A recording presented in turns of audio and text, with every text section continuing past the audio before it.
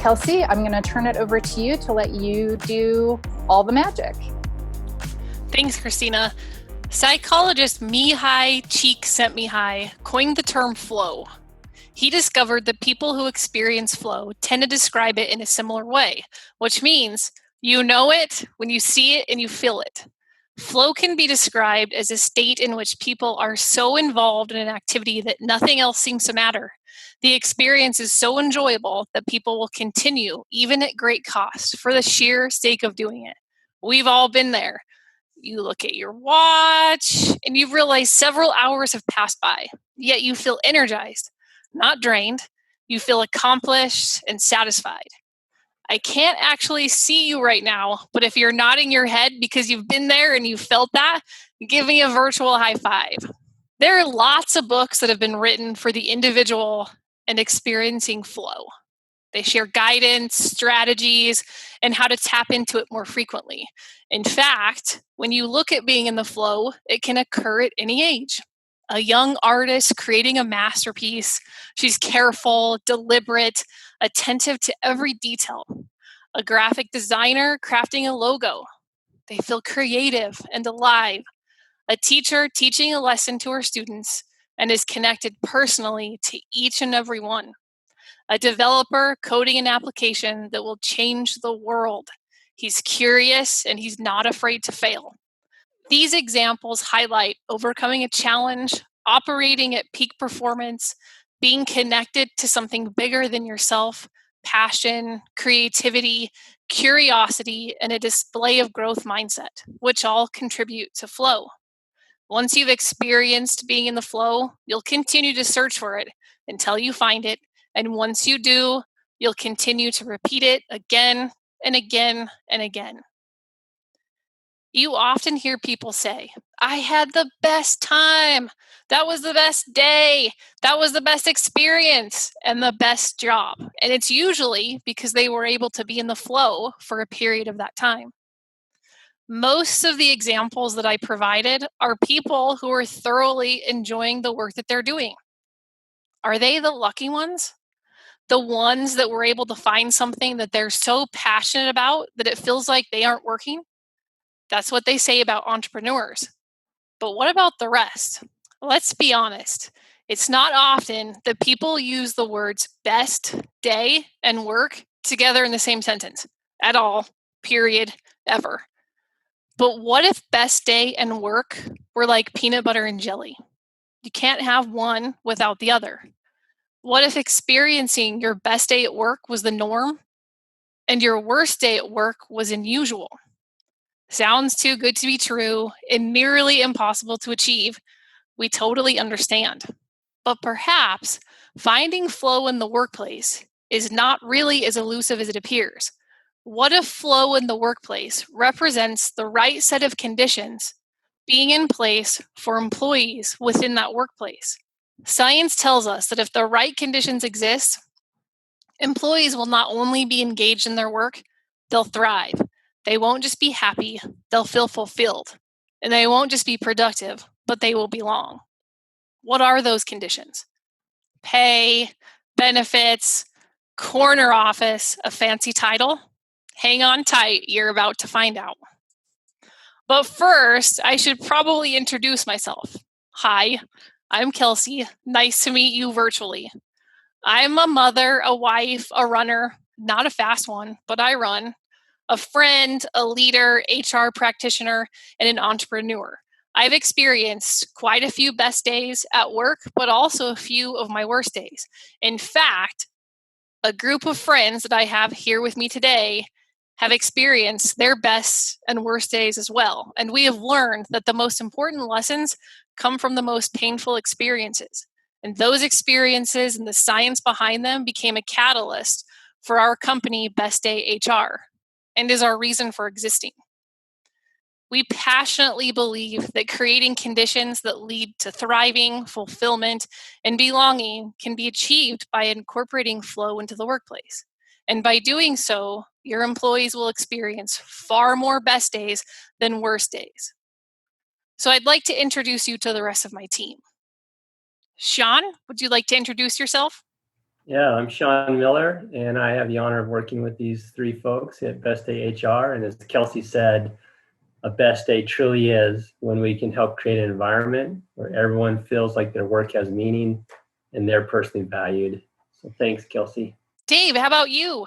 Thanks, Kelsey. Hi, David Jepson. I resemble some of Kelsey's comments. I'm an aspiring entrepreneur. I don't run unless I'm being chased.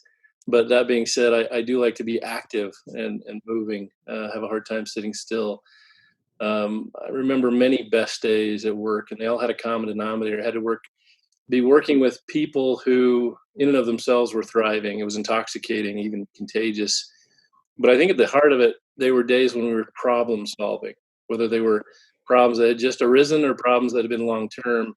When you went home having solved a problem, whether it was to benefit you or others, those tended to be the best days. And I think we're trying to work on that too, defining a problem that's existed for years, maybe even exacerbated by conditions, and trying to solve it. And I just find us thriving trying to accomplish this. So we're in the middle of many best days right now. It's fun. Jansen, how about you?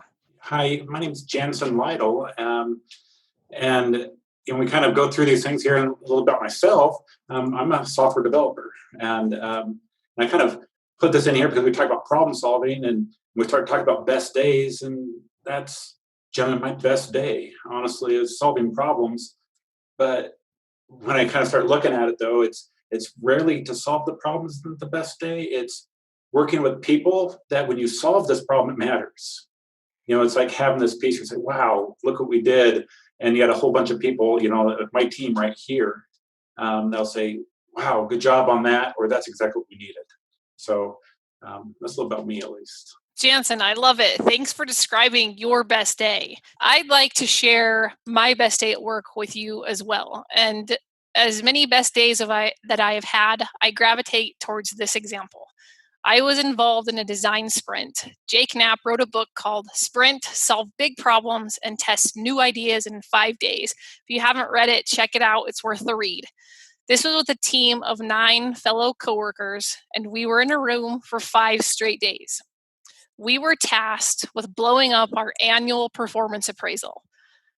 You're probably familiar with that, right? Everybody gets to do it. You rate it, usually a score 1 to 5, not very meaningful. And at the end of the day, the results don't necessarily matter. And our employees had been telling us the same thing. We received information in our surveys and through facilitated conversations that the traditional performance appraisal process wasn't necessarily effective based on the changing workforce. In that group of 9, I was given the role of being a decider, which would come into play whenever the team came to a crossroads, path A or path B. As the decider, I would make the decision and we would continue that direction. After 5 days, we built a new prototype and we tested it out on 5 consumers, which were employees within the organization. We used their feedback to develop the final tool. The team was recognized for their collective efforts, and we were able to see what we had accomplished as a full team. If you look at the science behind this experience that led to the best day, there's a couple things at play here. The first is feedback was given and solicited throughout the process. So we had feedback going into the process, but during the prototype build, all of us were providing feedback to each other. That's not going to work. Maybe you should come up with something differently. And there were moments where a lot of us didn't like each other throughout the first couple of days. That changed on day 5. Second, we felt connected to the organization and to something bigger than ourselves. We knew what the organization's North Star was and how we were contributing to it on behalf of the organization. There were plenty of opportunities to grow. We were often in our growth zone, but there were a few panic zones, but it provided an opportunity for all of us to grow a new skill set. And the recognition piece of it, there was an opportunity to celebrate the collective team effort. So now I want to turn it over to you And I'd like you to think about your best day at work, whether it was your first job, whether it's the job you have now, whether it's what you're focusing on in the next 6 months. Think about what your best day at work looked like. Likely, when you thought about your best day at work, you might have had some of the same conditions that were shared in the science. Feedback, being connected to something bigger, having a team, being able to grow, being able to be challenged. And the chances are high that those conditions also will follow you from one position to the next, not just as an individual, but also as an organization. And that's what we're going to talk about here in the next few minutes. So like us, when you decided to become an entrepreneur, you likely did so intentionally. Whether your decision was driven by the freedom in creating your own destiny, or that you wanted to change the world by making it better, the chances are high that in order for you to make your dream come alive, you'll rely on other people at some point in your journey. You'll likely need people, employees, to help get you where you want to be, thus creating a shared fate. When you look at fate sharing, it's an engineering design philosophy, which means the related parts of a system are yoked together so they either fail together or not at all, similar to a team or an organization that are working towards the same shared goal or vision. As you look at the world of work, it's changing before our eyes. And this was pre-COVID. COVID has been an accelerant. There's a labor shortage that's only going to get worse. We have an aging workforce, and new replacements are struggling with keeping the pace. The second wave of baby boomers are starting to retire at the pace of 280,000 per month, which is about 1 in 5 employees. The average tenure of an employee was one time 25 to 34 years, which is now approximately 2.8 years. Let's be honest. You can't become proficient in the organization in that amount of time. It takes 2 years just to find the vending machines and understand the internal culture. The generation coming into the workplace is called Generation Z. Gen Z is beginning to trickle into the workplace, and 40% of Gen Z want to be entrepreneurs. Sound familiar? Yes, that's the reason why you're here. But the most important change is the shifting attitude about work. It's no longer about the pay and the benefits and the title and the corner office. Also, some of those things need to feel right, but it's about fate sharing. People want to bring their whole selves to work. They want to have an emotional connection with the work they do and the people they work with. They want to be a part of something bigger that provides them with meaning and purpose. They want to be able to succeed and fail together. Employers who don't aggressively pay attention to how the workforce is changing and invest in the right conditions that support internal culture will not be able to find people. They'll lose talent, and far worse, they'll become irrelevant. We know that becoming irrelevant is not in your cards. In fact, we know that you're resilient, determined, and have more grit than most. Otherwise, you wouldn't be here. And you wouldn't have taken the leap that you have. You inspire us, and because of that, we want to help. You may be familiar with Peter Drucker's quote, "Culture eats strategy for breakfast." And as much as we love this stance on workplace culture, we also believe that in order to keep up with the demands of the changing workforce, culture should actually meet strategy for breakfast. Culture and strategy must be aligned. The more aligned these two are, the greater the chances for your employees to experience their best day. This is where flow comes in. It's about creating the right conditions. I'd like to make a formal introduction to flow. And on the screen, you're going to see the capitalized letters. FLOW, F-L-O-W, is actually an acronym that represents the set of conditions backed by science and proven by practice needed for someone to experience their best day. The F for flow represents frequent feedback. The L represents linking to the organization's vision, mission, and values. The O represents opportunity for growth. The W represents well-timed recognition. There you have it. By creating a workplace culture that incorporates these conditions, your employees will experience their best day, and the organization will too. If you recall from the best day example that I shared a few minutes ago, you'll notice some of the similarities, and that's because there's hard science around these conditions. To be honest, It's not rocket science. It's straightforward. It's a lot easier in theory than actually putting it into practice, and that's where we'd like to help. In most organizations, there are 3 teams. 1, based on organizational structure. This is how we group people by focus, operation, responsibility. The purpose is to create efficiencies, to align the organizational structure team to the vision through goal setting, performance management, and to take care of regulatory tasks such as timekeeping. Your second team is project work. All organizations pull people together across organizational structure to perform projects important to the organization. The third is a new one we'd like to introduce to you, and that's what we're referring to as allies. We all have those people, whether they're in the organization or they're outside of the organization. Those are the people that show us concern, they keep us grounded, they listen to us, they cry with us, they laugh with us. These are the people we often go to when the day is hard or we think a decision maybe we didn't make the best decision on and we want their feedback.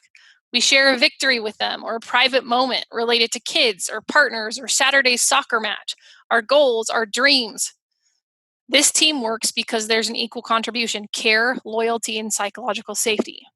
When frequent feedback is solicited up and down throughout the organization, throughout those teams, it creates a foundation of trust for employees to thrive. When peers have the ability to build their own team outside of the organizational structure and identify who has their back, it creates a shared fate. An employee who has an opportunity to send a little electronic nudge to their teams when they're having their best day and their worst day all contribute to creating a greater sense of belonging within the organization. Let's move to the L in flow, and that's to link to the vision, mission, and values. Most employees in large organizations will have little to no connection to the CEO or the executive leadership team. They do not have the advantage of seeing the hard work, deliberation, or passion that burns at the level to do the right thing. To help people feel connected to an organization, they have to know the vision of that organization. They have to see the values in operation, and they need to know how they connect to the larger plan, that their goals become our goals. It's important for employees to see the roadmap and to make an emotional connection to it and the work they do. By linking the organization's vision, mission, and values to each employee's purpose and their individual contributions, it creates a meaningful connection to the greater whole, which leads to deeper levels of fulfillment. The O in flow stands for opportunity for growth. That has to be a part of the organization's narrative. Employees are provided with opportunities to self-reflect about challenges, failures, moments of celebration, which facilitate the development of a growth mindset. Resiliency can be learned and further developed, and this becomes a necessary skill set for employees to have in order to navigate the changing times. COVID has proven both a quick pace and a challenge for us to overcome. The W in flow stands for well-timed recognition. In these conditions, well-timed recognition is encouraged, peer-to-peer, team-to-team, and it serves as a beacon of inspiration and a reminder of gratitude to the organization for all that everyone is accomplishing. It becomes important not only to see who is being recognized and what they're being celebrated for, but who's also actively recognizing other people, as that has a direct connection back to the greater good of the organization and has a tie-in to the overall feeling of belonging. I wish we had more time to dive deeper, but we're at our time. I'd like to leave you with a final thought.